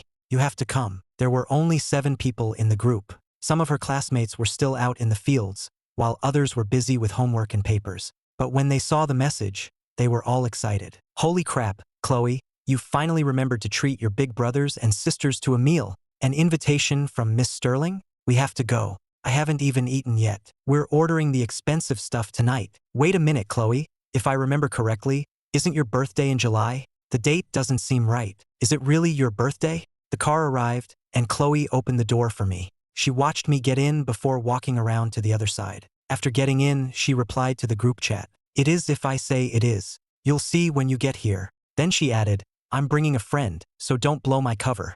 After sending the messages, she put her phone away. I was still feeling down. Chloe turned to me and asked, "Do you want to get some boba tea? I hear it can cheer you up." I asked her back, "Do you want some, Chloe? Should I buy you one?" When Chloe and I arrived, a few of her classmates from her project group were already there. There were 3 guys and 3 girls. With Chloe and me, that made 8 of us. They were excited to see her. "Chloe, you're finally here. We were all waiting for you." A slightly chubby girl with glasses rushed forward to hug Chloe. Chloe reacted quickly, pulling me to the side to dodge her. She frowned and said, "Slow down, you're going to run into someone. Ethan is so skinny, it would be bad if you knocked him over." It was only then that the others in the room noticed me standing behind Chloe. Their eyes widened in surprise. One of the taller guys said, surprised, "Chloe, did you bring your boyfriend?" The room erupted in teasing. "No way, Chloe has a boyfriend?" I blushed, embarrassed, and looked at Chloe. There was a smile in her eyes. She pulled me forward and said to everyone, "Don't be ridiculous. This is Ethan. He's a student from UCLA, across the street. He's not my boyfriend." Everyone said, "Oh," with teasing expressions. They understood. Not yet, but probably soon. But they had never seen Chloe get close to any guy before. She was always so cool and distant with everyone. This was the first time her classmates had seen her with someone, let alone a male student. The classmates exchanged glances, signaling to each other. "Look at that." Chloe even pretended it was her birthday just to ask him out. She must be interested in him. Everyone's eyes were filled with gossip. One of the girls handed me a Coke and said eagerly, "Hi, nice to meet you. I'm Lily. You can call me Lily." I was about to reply when Chloe said coldly, "You've been adopting younger brothers since the semester started. You must have a truckload of them by now." Lily retorted, "This one's different. He looks much sweeter." Chloe whispered to me, "Don't mind them. Here, have some fruit." She placed the fruit platter in front of me and started peeling an orange for me. Everyone in the room stared at us with strange expressions, and I started to feel a little uncomfortable. They couldn't say anything to our faces, but their group chat was blowing up. "Wow, Chloe has good taste. This guy is really handsome. Is she pursuing him? Should we give her a little push? They chatted a lot in the group, but Chloe didn't reply. That is, until Lily asked, should we give her a little push? Chloe immediately replied, how? The classmates exchanged a look. Lily tossed her hair back. Watch me. She put down her phone, turned down the music, and said with a grin, all right, everyone, it's time for the classic party game, truth or dare. Who's in? Someone in the group chat complained, can't we do something original for once? This again. Lily shot a glare at Chloe, giving her a pointed look. I'm trying to help you get your man here. Do I have to teach you how to play along? Lily shouted, Chloe, you in? Chloe looked a little helpless, then turned to me. Ethan, do you want to play? Although Truth or Dare was a popular game at college parties, I had never played it before. Hearing everyone talk about it, I felt a little curious. Sure. Lily was thrilled. All right then, everyone's playing. I'll go get the cards. Everyone gathered around the coffee table, sitting in a circle on the sofas. I leaned closer to Chloe and asked, Chloe, you didn't get a cake for your birthday? If I hadn't mentioned it, Chloe would have almost forgotten it was her birthday. Chloe was silent for a couple of seconds before saying, I had cake at lunch, so I didn't get one for tonight. She felt a little guilty as she said it, but I didn't think much of it and didn't doubt her words. After all, who would ever think someone would lie about their own birthday? Just then, Lily came over with the cards. The 8 of us sat in a circle. Lily sat on my other side and excitedly placed the cards on the table. All right, everyone, draw a card. Their friend Chloe had finally taken an interest in a guy, so they were determined to do everything they could to help her. After everyone had drawn a card, Lily shouted, who has the ace? Show us the ace. Everyone looked at their cards. Chloe flipped hers over. It was a 2. This was my first time playing a game like this. I turned my card over. It was the ace of spades. Chloe raised an eyebrow and looked at Lily. Lily gave her an innocent look as if to say, I didn't rig it. It was fate. Lily brought over 2 small boxes and asked me, all right, Ethan, truth or dare? I hesitated for a moment, then said, truth. The moment I said it, the eyes of the upperclassmen around me lit up. Ooh, truth. You can't back out now, Ethan. One of the girls smiled and pulled a small slip of paper from the box labeled truth and handed it to me. Here you go. Open it and see the question. I took the slip of paper and slowly unfolded it. Lily leaned over and read it out loud. When was your first love? Everyone stared at me intently. Even Chloe, sitting next to me, turned her head slightly to look at me. I hesitated for a few seconds. In this life, I definitely hadn't had a first love yet. But if my past life counted, then I had started crushing on Isabella when I was 18 and got together with her when I was 19. I hadn't lost my memory. I remembered everything from my past life clearly. After such a painful relationship, I could never go back to the innocent, naive state of a first love. I gave an awkward laugh and said vaguely, it was during school, nothing much to talk about. That was basically a non-answer. Everyone looked at me, then at Chloe. The expression on Chloe's face was a little stiff, and her eyes seemed a bit cold. During school? So when was that? Lily cleared her throat and asked curiously, Ethan, we've only been in school for a month. Was it recently? Who was your girlfriend? I rolled up the slip of paper and put it back in the box, saying sheepishly, it wasn't this school year. So it was a high school romance? Just then, another girl chimed in, well, I had a crush on a boy back in kindergarten. A crush can be a first love, right? Another guy joked, by that logic, I've been in love since I was 3. Hearing this, Chloe's expression relaxed. When put that way, it did seem to make some sense. Lily was speechless. All right, you all had first loves. Everyone had first loves. Happy now? Come on, let's move on to the next round. In the second round,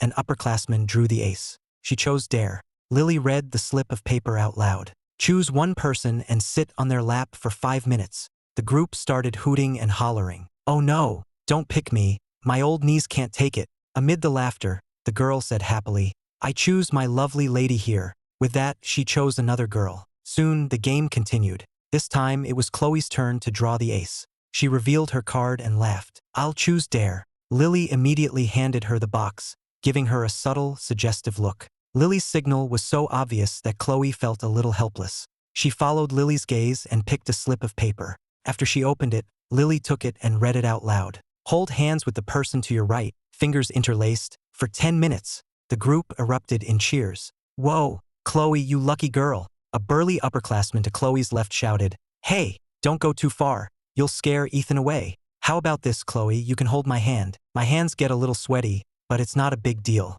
You don't mind, right? Come on, Chloe. As he spoke, he reached for her hand. Chloe quickly stuffed her hands into her pockets. The guy grabbed her arm and tried to pull her hand out. Come on, don't be shy. I don't mind, so why should you? Let's do it, Chloe. Chloe pulled away, exasperated. Stop messing around. I'm not holding your hand. Lily also came over to block him. You have to follow the rules, understand? That poor freshman. Lily smiled at me. It's just a game. You don't mind, do you? Watching them joke around, I felt a little envious of their friendship. I shook my head, a little shyly. I don't mind. With that, I even held out my hand, my eyes crinkling as I smiled at Chloe. The tips of Chloe's ears turned slightly red. She said calmly, thanks. Then her right hand joined with my left. My fingers slid between hers, and I gently clasped her soft, fair hand. The moment our hands touched, my face flushed bright red. It was the first time I had ever held a girl's hand with our fingers interlaced. It was such an intimate gesture, usually reserved for couples. In my entire 5 years with Isabella in my past life, we had never held hands like this. The game continued, but my heart was beating so fast that all my senses seemed to be focused on my left hand. I was so nervous I felt stiff, and my cheeks were burning. Chloe, on the other hand, sat there with a calm expression. But anyone who knew her well would have noticed from her slightly rigid posture and delayed reactions that she was not as composed as she appeared. I was so nervous. This feeling was so strange. I tried to subtly move my hand, to pull it away, but Chloe's grip was too firm. I couldn't get it free. My ears were burning, and my heart was pounding, but I had to pretend that everything was normal. I just stared at the cards on the table, trying to look calm. Lily grinned suggestively and drawled, Ethan, the person with the ace has to pick truth. So, whose hand do you most want to hold right now? The room erupted in teasing cheers. I was caught off guard by the question and instinctively tried to pull my hand back, but Chloe didn't let go. She just glanced at Lily and said coolly, don't pick on him. Her words only made the teasing louder. A warmth spread through my chest, and my breathing hitched. In my past life, I had chased after Isabella for 5 whole years. We had never held hands like this. She had barely even touched me of her own accord. Now, in a simple game, Chloe was defending me like this, and it made my heart ache in a strange way. I lowered my head and mumbled, well, this one, I guess. Lily let out a whoop, her shoulders shaking with laughter. All right, an honest man. The tips of Chloe's ears turned an even deeper shade of red, but she still didn't let go of my hand. It wasn't until the round was over that she slowly pulled her hand away. My palm felt empty, and I was surprised by a pang of disappointment. It was late by the time the party ended. I walked out with everyone, and Chloe fell into step beside me, her voice low. Did today scare you? Quickly shook my head. No. Then why were you blushing? It was hot in there. She looked at me for a couple of seconds, then suddenly smiled. It was a small smile, but it felt like it landed right in my heart. Ethan, she said, your ears get even redder when you lie. My face and neck flushed hot, and I was speechless for a moment. She didn't tease me anymore, just draped her jacket over my shoulders. It's windy outside. Wear this for now. On the way home that night, I clutched the corner of her jacket, my mind a complete mess. I knew that something was starting to change. The next afternoon, I went to my part-time job at Ember Ash as usual. But halfway through my shift, there was a problem in the main dining room. 3 drunk customers were insisting that a waitress drink with them. I went over to try and smooth things over, but one of them pointed at me and laughed, asking if I was that stalker from the internet a few days ago. He even shoved his phone, playing the secret video, in my face. Suddenly, everyone's eyes were on me. I stood there, my face burning. That video had been maliciously edited from the attendance photos I was taking for Mrs. Croft, but to everyone else, I was just a pathetic, clingy joke. The manager came over, frowning, his voice filled with an impatient desire to keep the peace.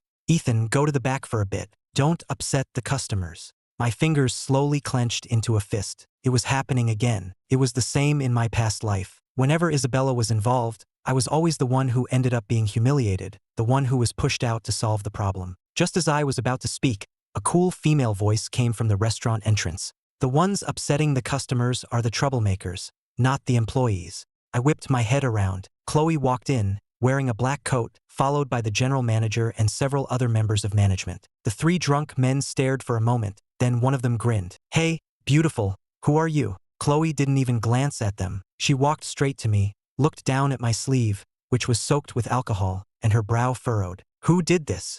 Before I could answer, the general manager, his forehead beaded with sweat, spoke up. Miss Sterling, it was our failure to handle the situation. Miss Sterling. I froze. So Jacob's wild guesses had been true after all. Ember Ash really was owned by the Sterling family. The 3 drunk men also realized something was wrong, and their aggressive demeanor faltered. Only then did Chloe turn to look at them, her voice calm but carrying a chill that made it hard to meet her gaze. Harassing a female employee, insulting a part-timer, causing a drunken scene in my restaurant, and then trying to blame someone else for it. Who gave you the audacity?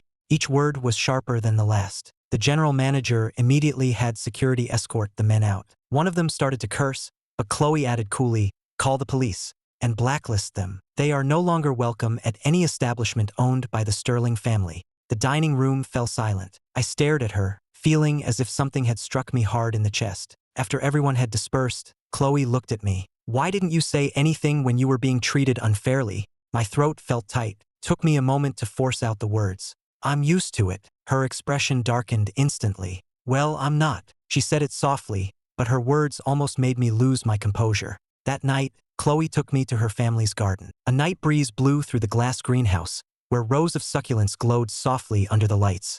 In the corner was the small fish pond she had told me about, its surface reflecting the moonlight, as quiet as a dream. She handed me a cup of warm milk and asked in a low voice, "Ethan, has it been a long time since someone stood up for you?" The hand holding the cup trembled. All the grievances from 2 lifetimes suddenly felt like they had been pierced by that single question. I kept my head down and, after a long moment, managed a small hum. Chloe didn't press me, just sat down beside me. "You do now." A lump formed in my throat, and I quickly turned my head away. From that day on, Chloe and I grew closer. She showed me her flowers, taught me how to care for the Haworthia, helped me revise my scripts, and even cleared out a small glass room on the east side of the garden, telling me it could be my writing studio. And I finally made up my mind to ask my dad to quit his job. The salary at the Croft estate was high, but every day we spent there felt like we were living with a leash around our necks. Mrs. Croft, of course, refused. Linda also made sarcastic comments, saying that my father and I wouldn't even be able to afford to eat if we left the Crofts.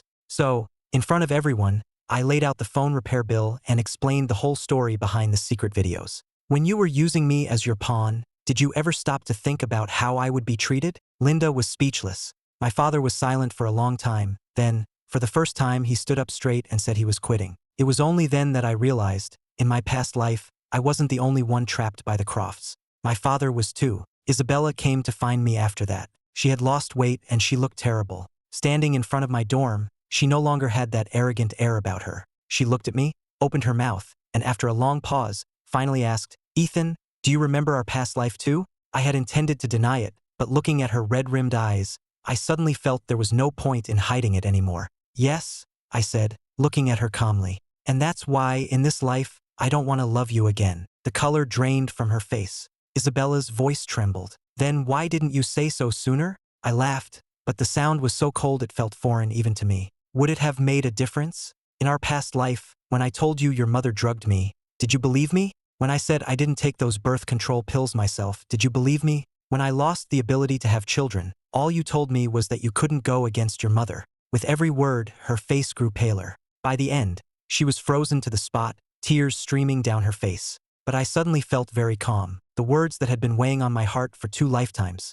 now that they were out, they didn't seem so heavy anymore. Through her tears, Isabella apologized. She said she had investigated and confirmed that Mrs. Croft was indeed behind Dylan's hospitalization. She had even found the family doctor and the prescription records from when I was drugged. Mr. Croft was furious. Mrs. Croft was stripped of her authority in the family, and even some of her company shares were taken away. When Dylan found out the truth in the hospital, his first reaction wasn't concern for Isabella, but worry about whether he would have any long-term side effects. It was only then that Isabella truly saw that the first love she had longed for all those years in her past life had only ever really cared about himself. Not long after, Dylan left the country with his mother. Before he left, he broke up with Isabella, saying he couldn't handle the affection of the Croft family.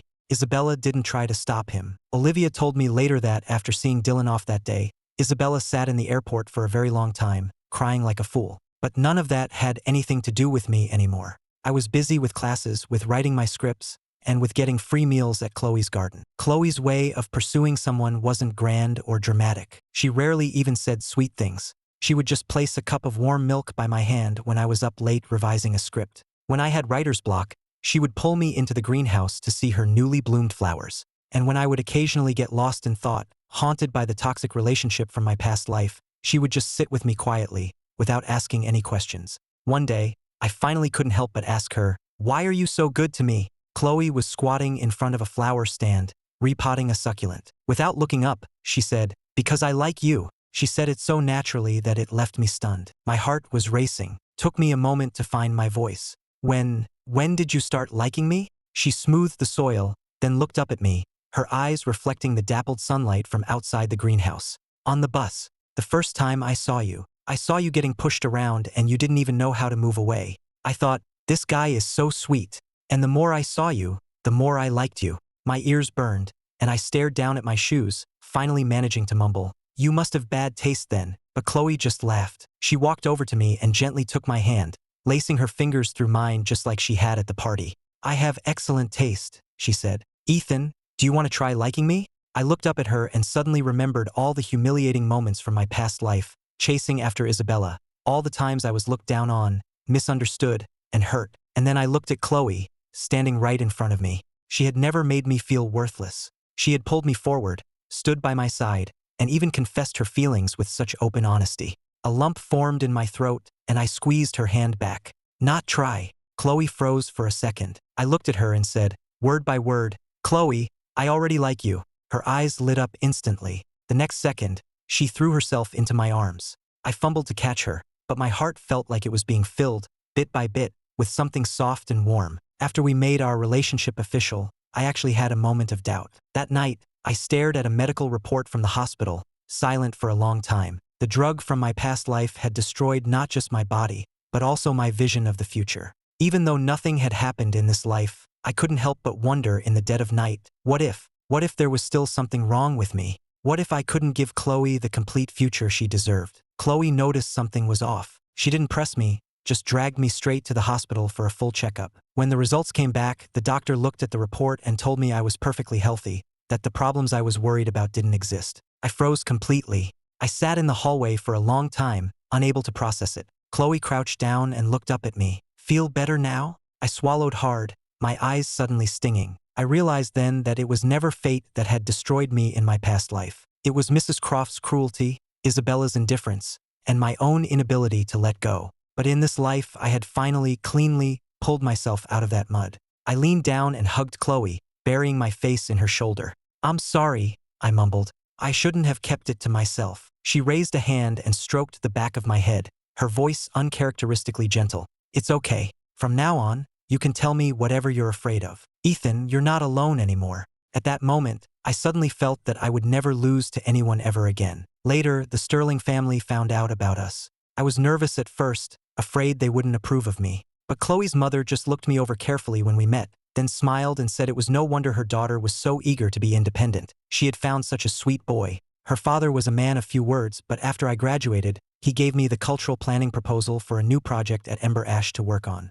It was his way of supporting me and giving me a chance. For the first time, I truly understood what it felt like to be loved, to be accepted, to be seriously included in someone's future. That's why, when Chloe asked me if I would marry her after an awards ceremony, I couldn't even bring myself to hesitate, because what she gave me was never just fleeting excitement. She gave me a home. After that day, we were officially together. After leaving the Croft estate, my dad went into business with a few old friends and opened a small car service shop. It wasn't as prestigious as his old job, but he was much happier. Linda threw a fit at first, but when she realized my dad was serious this time, she had no choice but to back down. Eventually, they separated, each living their own life, no longer bothering the other.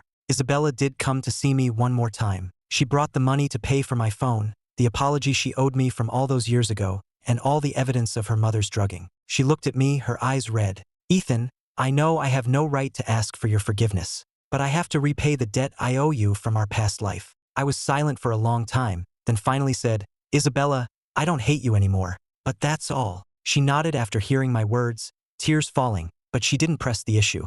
Later, she had a complete falling out with her mother, moved out of the main house, and started learning to manage projects and run the company herself. Olivia and Ava would occasionally mention her, saying she had finally grown up. But some mistakes can't be fixed no matter how much you mature. The year I graduated from college, my first original screenplay won an award. In the audience, Chloe stood in the front row, holding a bouquet of flowers, her smile brighter than anyone's. After I came off the stage, she pushed the flowers into my arms, stood on her toes, and whispered in my ear, "Mr. Playwright, will you marry me?" I was stunned for a full 3 seconds, by which time the people around us had erupted. Jacob was shouting, Say yes, say yes. Lily was even more dramatic, yelling, "You go, Chloe!" Blushing, I nodded amidst the cheers. 3 months later, we had our engagement party. A year after that, we got married in the garden that Chloe had cultivated with her own hands. The sun was shining brightly that day. The area outside the greenhouse was filled with white roses and succulents.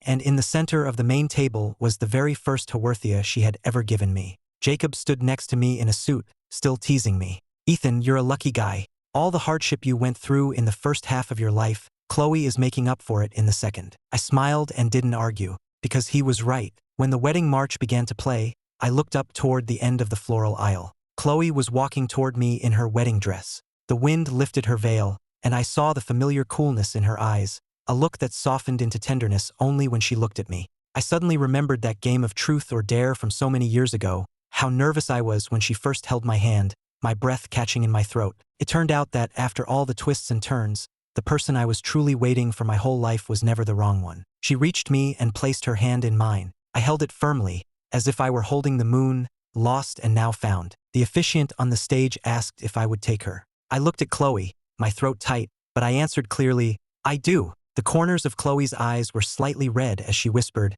"I do too." The crowd erupted in applause. In the back, I saw Isabella sitting in the last row, watching us quietly. She didn't come forward or cause a scene. When our eyes met for a brief moment, she simply gave a small nod. In that instant, I knew that the dreams and sorrows of the past were truly over. I looked down and placed the ring on Chloe's finger. She placed my ring on my finger, then looked up at me and smiled softly. "Ethan, don't even think about pulling your hand away this time." I paused for a second, then smiled back. "I won't." I squeezed her hand, and surrounded by the scent of flowers and the blessings of everyone we knew, I leaned down and kissed her. From now on, I would have someone to walk with me through every storm, and I had finally, rightfully, walked into my own happy ending.